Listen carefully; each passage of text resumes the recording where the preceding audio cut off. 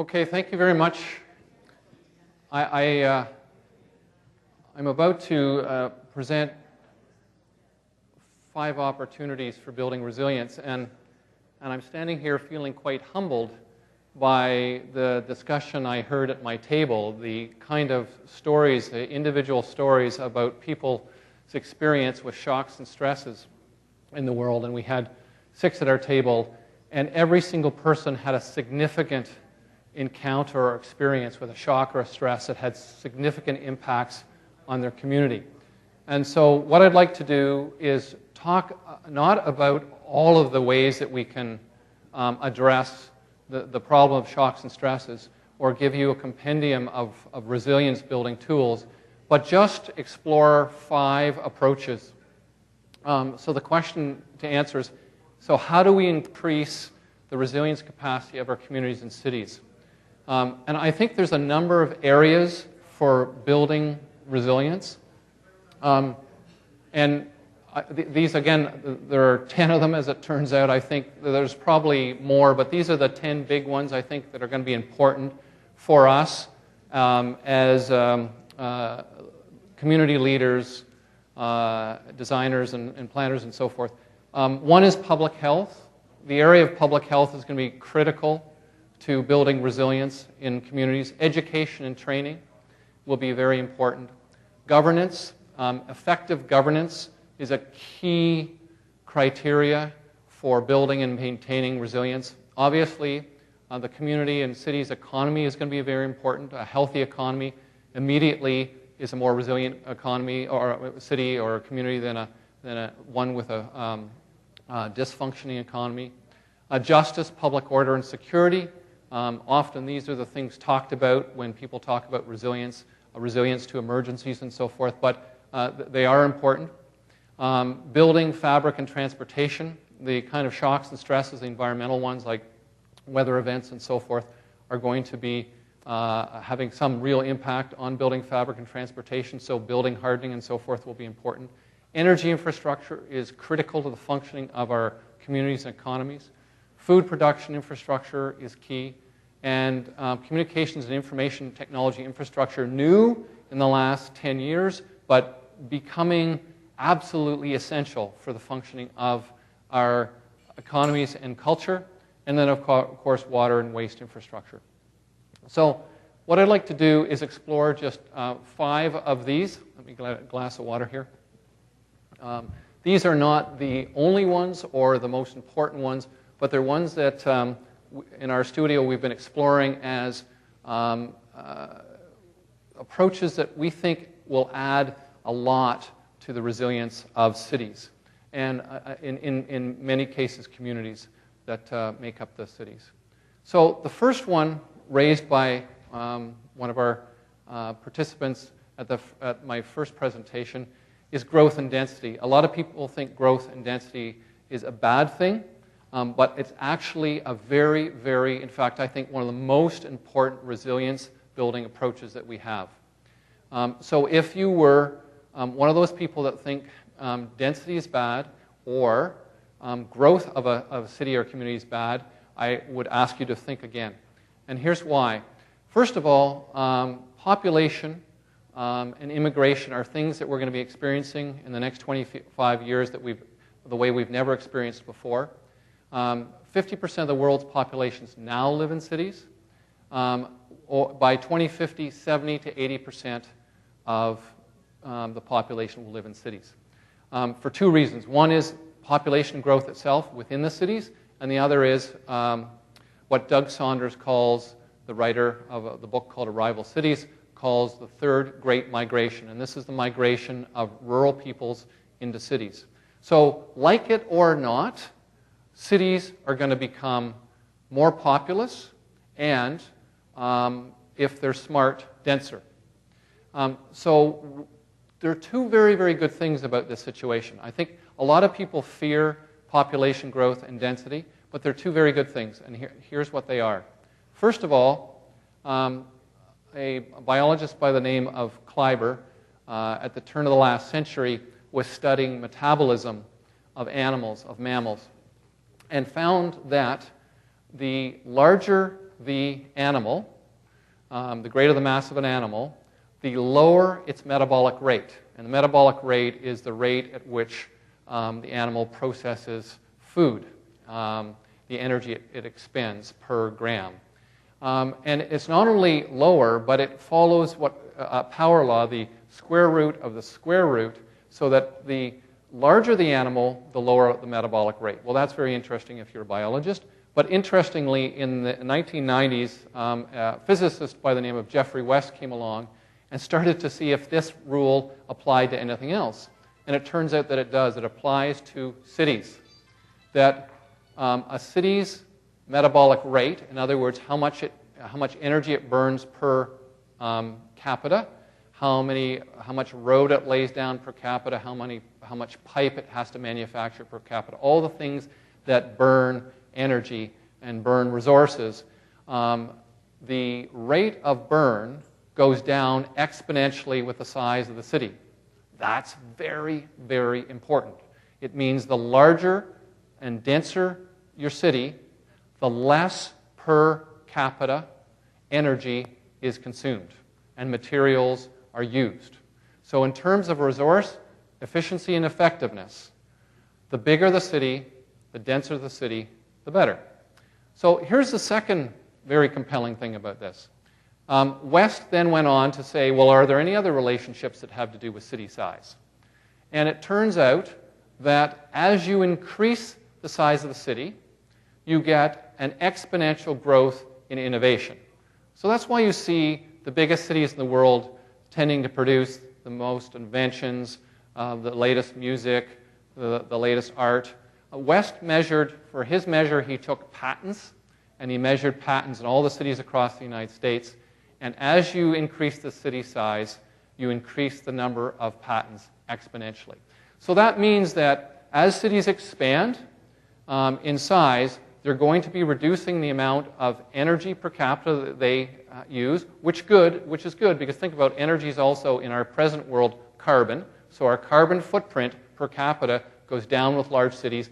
And when we're coming into a time of great stress, where resilience will be needed, isn't it better that we're more innovative than not? So how do we get there? I think high-rise density is something that we're going to have to learn how to do very well. I think New York City and Vancouver are great examples in North America how to do this. I think as we start to transform our suburbs into denser habitation, that transit-oriented design is going to be an important strategy. And one of the most important questions is how less dense can we be and still be dense? And that means what kind of density really will allow for the kind of efficiencies and sustainable kinds of infrastructure like LRTs and really good public transit.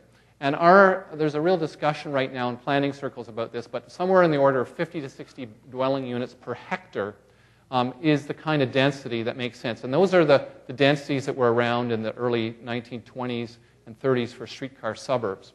Now, what's really interesting about this is that a writer by the name of Ed Glazer, a Harvard economist, who just finished writing a book called The Triumph of the City, which is really a great read, gave a sense of the kind of capacity that this would produce. If you took all of the people in the world, you could put all the people in the world in the state of Texas in that kind of habitation. So density is something that we want to look at as a tool for dealing with population. I've got 20 minutes? Okay, that's not too bad. Local low-carbon energy. Why? Well, first of all, energy demand's going up. So as the countries like China and India continue to increase their economic output, they'll be demanding more and more energy. North America will continue to demand a lot of energy. So we are going to be wanting to look at finding solutions to our problem with CO2. So low-carbon energy is going to be key. Second of all, we have a problem right now with our electrical power infrastructure in North America, most of it North America, Manitoba being an exception. And we're going to be looking for ways to make or build on existing infrastructure, redevelop infrastructure, and as we do, we're going to want to make it a low-carbon infrastructure. And why? Because not only is pumping CO2 into the atmosphere a bad thing, as we move forward, there's a very good chance that carbon taxation and some accounting of carbon will be kicking in. So communities that start to build low-carbon energy sources will probably have a better chance down the road of being economically successful and resilient than those that don't. So how do we do it? Well, the first really good piece of news is that zero-carbon energy is nearing net parity. And by net parity, I mean the cost of coal is the bottom line. If we can't get zero-carbon energy below the cost of coal, the game is over. Because coal is very, very cheap per kilowatt hour, and about 90 cents. And as a result, no city nor community is going to move away from that if they have to pay a lot more for it. But right now, PV, photovoltaics, is somewhere around 5 years away from net parity. That's not too bad. You've got a sort of a comparison of various costs here. Conventional coal being $100 per megawatt, and PV getting down to that over the next 5 years. But the problem with both PV and wind is the wind doesn't always blow and the sun doesn't always shine.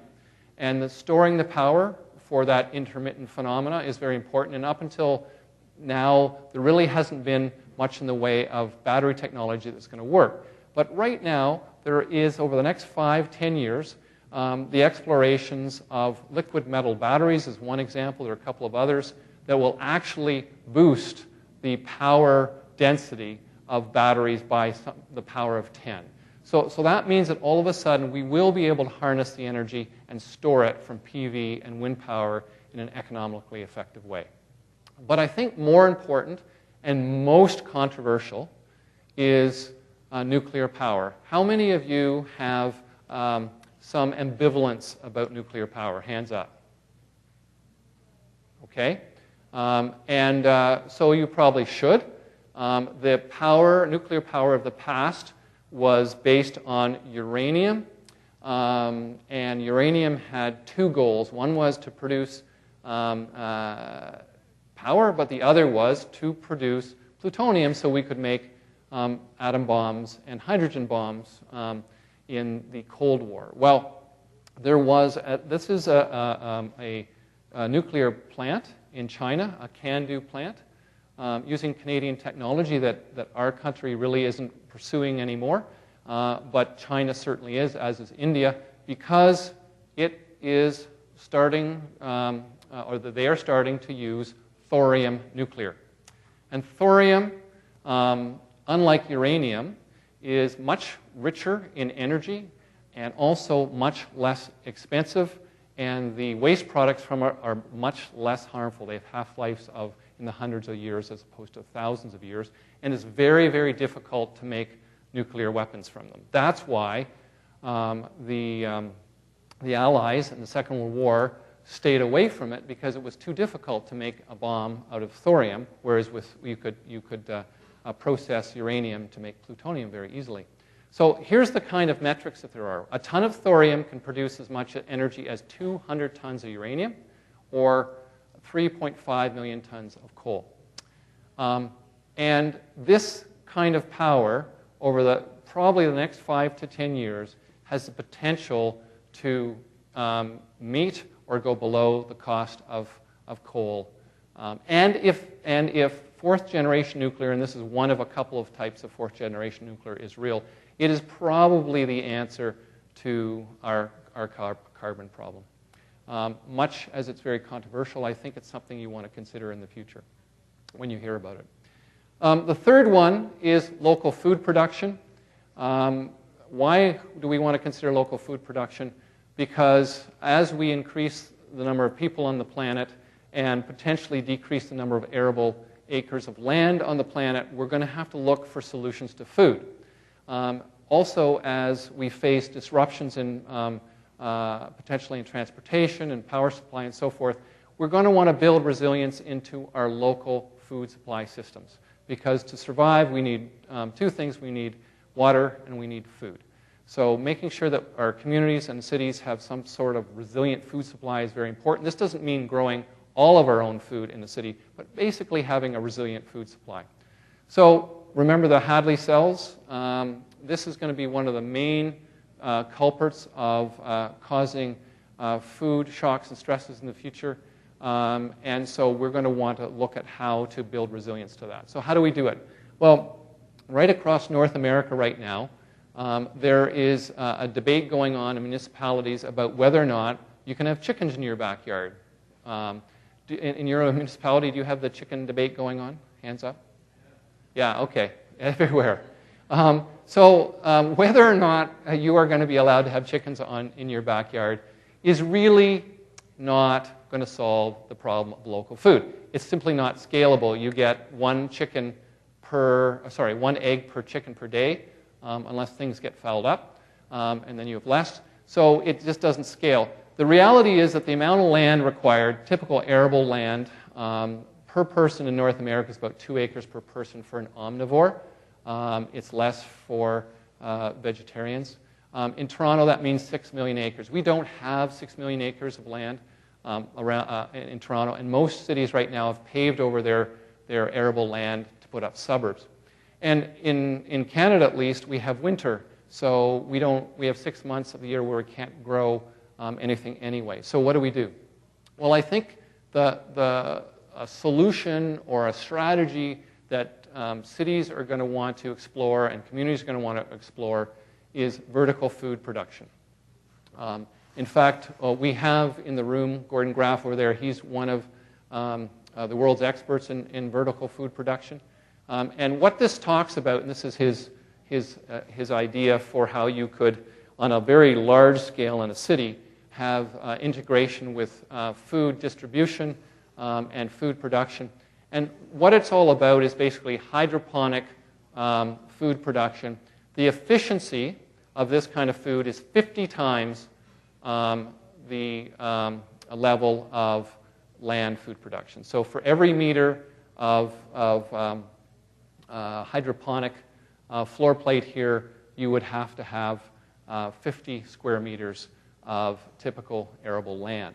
So this will be something that will be very important as we move into the future and start to lose arable land around the planet, and our population goes up. I suspect that this will be one of the most important strategies for dealing with that relationship of decreasing number of arable land acres and increasing population of the planet. And this isn't pie-in-the-sky stuff.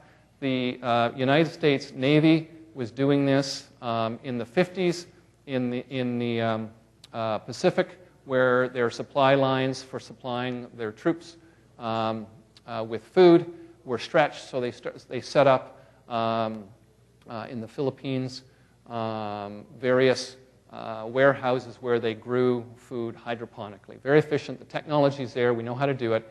What Gordon came up with was a very interesting, intriguing strategy where you integrate the production of food with your processing of black water waste to provide nutrients and energy so that you're not wasting anything. It makes for an extremely efficient system of food production. So the fourth one that we're exploring is the modularization and CIT integration of key infrastructure systems. What does that mean? And first of all, why? Well, first of all, the key infrastructure systems are electrical systems and waste systems and water systems. And back in Toronto on August 14, 2003, and across the northeast United States and parts of Quebec, was plunged into darkness for about, I think, 3 to 5 days, somewhere in that order. One of the largest power outages in the history of North America. 10 million people in Canada affected, 45 million people in the United States affected. And what it spoke to is the fragility of our North American, or at least American-Canadian power grids, and how you can have one small incident happen in one city and have a cascading series of failures. So I think building resilience into our grids is going to be very important. There are some opportunities for doing this. As another example, just recently in the United States, of storms cutting through a number of communities and taking out power. So how will those communities respond, and are they resilient to that kind of impact? So how are we going to do it? Well, first of all, one thing to keep in mind in all of our discussions is Moore's Law. Gordon Moore was one of the founders of Intel, and he started to see over the years that as they developed technology, that it was following an exponential path of efficiency in terms of how many integrated circuits you could put on a square inch of chip. And basically, the number of circuits you could put on doubled every 2 years. So that's an exponential growth. And a lot of other things in our technical economy are following the same power rule. Our world right now, our technical world, is an exponential world. So typically, human beings tend to think arithmetically. When you think, I'm going to walk 10 steps, you know that in 10 steps I'm going to be here. But 10 steps exponentially, I'm going to be over there. But our minds tend to think arithmetically. This is very important because it starts to speak at how fast changes will happen, both positive changes and potentially negative changes. Has anyone seen this image before? Yep. It's Facebook. Facebook was founded in 2004. Today, it has 800 million subscribers. That picture is a map of the light, is all the dots, individual dots of white of people connecting to Facebook. And you can see that it maps out the United States and a little bit of the bottom of Canada, because Canada's really just a thin ribbon along the top of the United States, and the edge of Central and South America, Europe, a bit of the edges of Africa, and then into China's almost gone because, of course, it's cut off from the rest of the internet. But the point of showing you this is to say how fast technology is growing in its acceptance, and also how it integrates itself into our lives. How many people aren't on Facebook? Well, you probably won't put up your hands anyway. So that's interesting. That's the internet. Anyone heard of the Internet of Things? The Internet of Things is sort of the next bizarre step in connectivity. The Internet of Things is the connection of various things to one another, communicating through Wi-Fi with one another, and God knows for what purpose and why. But just like the internet, it had a very simple purpose, and today it's about Facebook. But here's how things will connect. This is a radio frequency identification device. You pass a scanner over it, and that little wee chip there that's just larger than the size of a grain of rice, you can see it. That's the palm of a hand there, and that little white thing is a grain of rice. These things, when you pass a scanner over them, a little electromagnetic radiation shines down on it, it lights it up, and it says, I'm a little RFID that is about the door of the car closing. Who knows? But in, say, 5 or 10 years, these things will actually have a little computer chip in them, and they'll be communicating with other things, so that maybe it's in my clothing, or maybe it's in chairs or cars or whatever, and as things connect to one another, they'll be telling each other that they're there. I walk into a building, 20 of us walk into a room, and all of a sudden the room knows we're there, and it can adjust the temperature of the room. So that's just my sort of prediction off the top of my head, but imagine the things that we haven't thought that these are doing. A lot of people are actually quite worried about the kind of control and security issues associated with these. But nevertheless, worry or not, it's happening, it's coming. So how does this have to do with resilience of cities? Well, one thing it has to do with resilience of cities is that we talk about smart grids, and this is a typical network diagram of smart grid that industry with power generation sources and that could contribute to the grid, solar power, wind power, hydropower, nuclear power, whatever, feeding onto the grid, connecting together in a way that makes sense. A way that says, I've got some extra supply of power here I can supply into the grid. I need some power. And so you've got all of those things connecting to one another. Well, that's pretty straightforward. I mean, it's not straightforward to implement, but that's a basic understanding. But what about a grid that is the Internet of all things? When you start to understand that it could be more than that, it could also be about how much food is being consumed. With RFID, you could know that so many bushels of tomatoes were being processed. You actually know that now through scanning at the checkout. And that could feed into the amount of understanding what kind of sewage was being produced and the amount of water required and what kind of power was required for that. So all of these things can start to be integrated. And why this is important to think about is, A, the cost for doing this is coming down exponentially. The actual availability of this technology is increasing exponentially. And it poses the opportunity to create resilience in our systems that will allow systems, remember I talked about being decentralized and being flexible? Well, what happens if part of a system collapses or is affected by some sort of stress or shock? Another part of the system may be able to pick up for that piece that is affected. And then the other aspect of looking at our infrastructure being more resilient is modularization. And this is a diagram that we drew for a resilience strategy that the city of Edmonton asked us to prepare for them, which was how do they make their city more resilient with existing technology? How am I doing for time? 3 minutes. But modularization meaning if you modularize power and waste and water supply, if one area of the city is affected, the other areas aren't affected, and they can help that area that is affected. Infrastructure hardening, why? Well, so what happens when this is Katrina, or this hits this, or this? Well, you're going to get this, as you know, or you're going to get this. And the frequency of weather events is increasing. When I went into architecture school in 1980, there were 4 of them in the world. When I gave my first presentation on resilience in 2008, there were 40. The number and intensity of severe weather events is increasing. So we have to start to look at how we're going to build or harden our infrastructure to that. And how are we doing it? Well, one is physical infrastructure hardening. For example, look at what they're doing right now in New Orleans with the new dike systems. We can learn from the past. I mean, lessons about how to build a building fabric in a resilient way is key.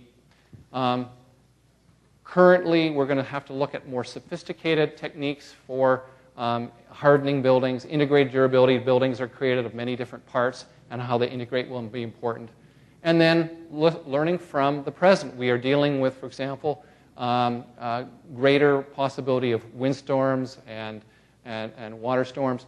We now start to, when we're designing, model these and actually take them into account and build resilience in the fabric as we go.